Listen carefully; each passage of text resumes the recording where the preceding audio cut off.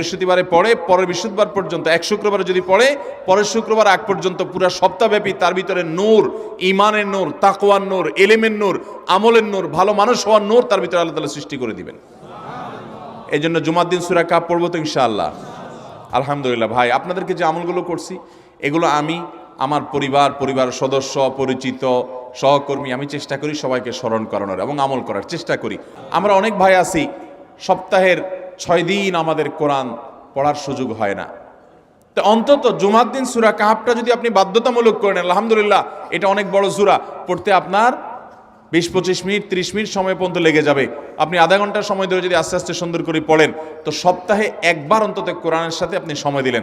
আরেকটা সুসংবাদ শুনেন, সূরা কাহফ যদি কেউ মুখস্থ করে, তেলাওয়াত করে নিয়মিত, বিশেষ করে সূরা কাহফের প্রথম 10টা আয়াত যদি কেউ মুখস্থ করে, নবী করিম সাল্লাল্লাহু আলাইহি ওয়াসাল্লাম বলেছেন কিয়ামতের আগে দাজ্জালের যে ফিতনা আসবে,